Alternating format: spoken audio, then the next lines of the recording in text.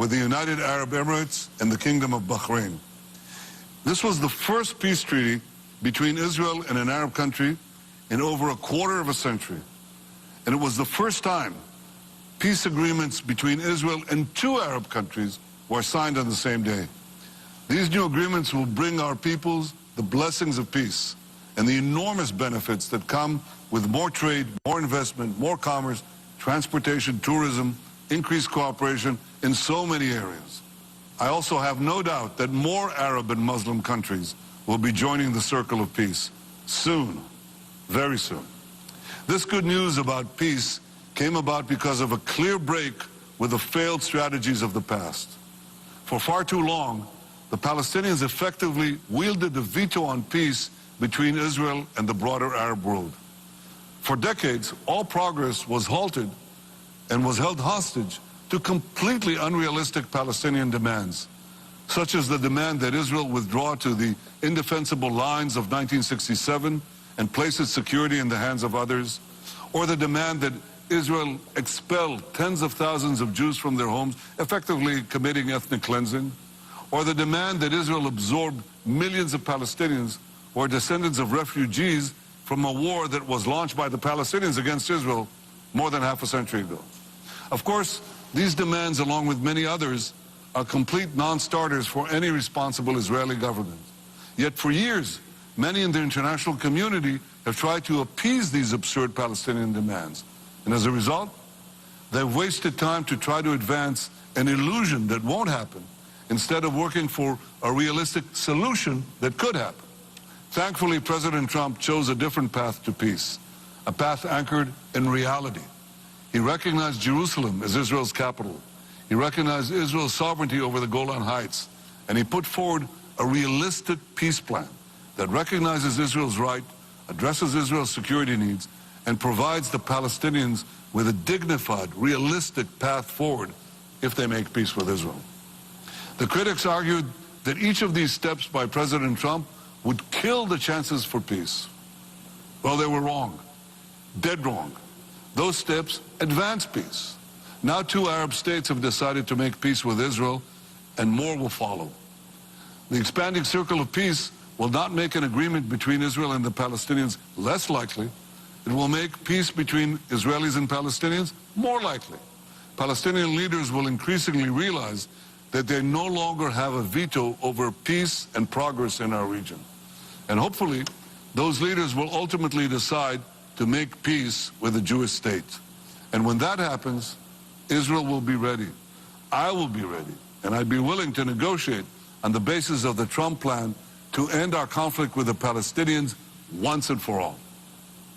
Ladies and gentlemen, Israel and states across the Arab world not only stand together in advancing peace, we stand together in confronting the greatest enemy of peace in the Middle East, Iran. Iran wantonly and repeatedly attacks its neighbors, and its terror proxies are directly involved in violence throughout the Middle East, including in Iraq, Syria, Yemen, Gaza, and of course, Lebanon.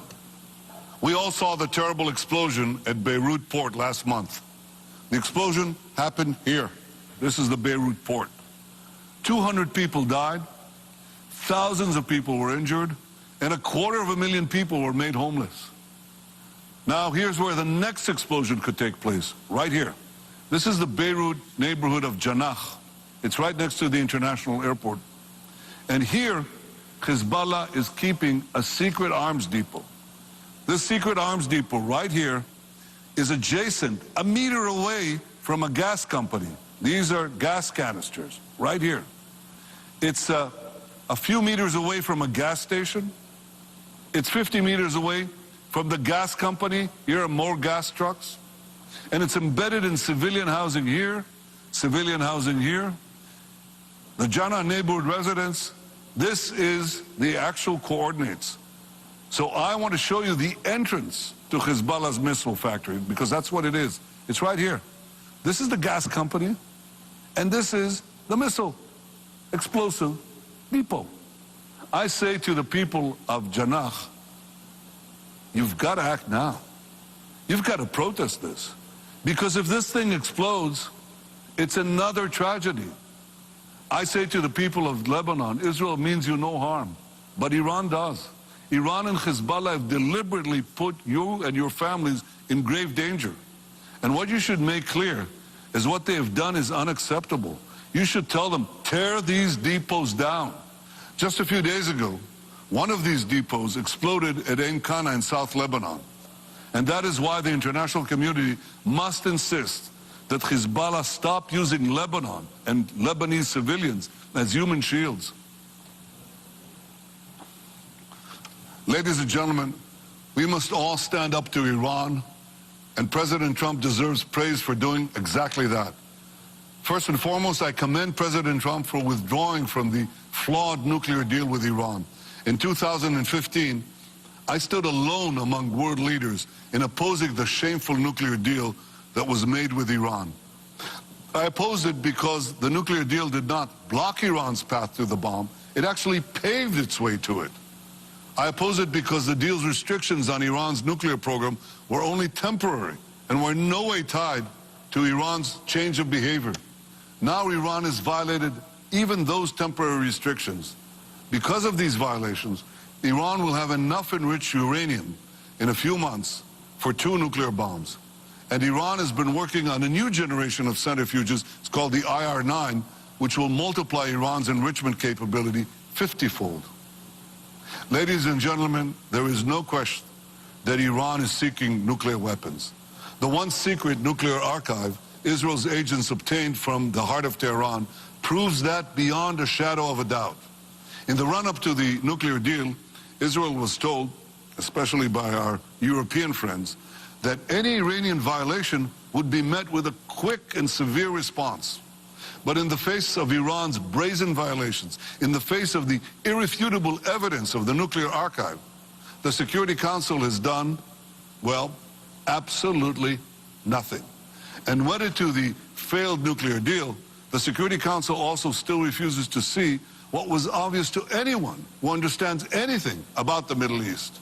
Rather than curb Iran's aggression, the nuclear deal fed and funded it.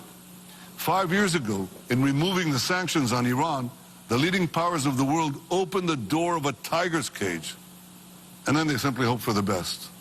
But instead, exactly as I warned 5 years ago, we who live in the Middle East are suffering the consequences of that irresponsible deal. A richer and emboldened Iran used the billions that flowed into its coffers to fuel its campaign of carnage and conquest across the region. Well, thankfully, President Trump recognized the disastrous nuclear deal for what it was, and he acted. He restored U.S. sanctions, forced countries to choose between doing business with America or doing business with Iran, and took out the world's most dangerous terrorist, Qasem Soleimani. And last month, when the Security Council refused to extend an arms embargo on Iran, the United States snapped back the sanctions. While the Security Council is divided, we in the region are united. Both Arabs and Israelis are together urging tough action on Iran. And when Arabs and Israelis agree, others should pay attention. Israel calls upon all members of the Security Council, stand with the United States against Iran's aggression, stand with it in insisting that Iran end its nuclear weapons program once and for all. Stand with the United States in confronting the greatest danger to peace in our region. And if you do, I am confident that in the years ahead, we will be able to celebrate more good news from the Middle East. Good news for Israel, good news for our Arab neighbors, and good news for the world, for all those who seek peace, security, and prosperity. Thank you.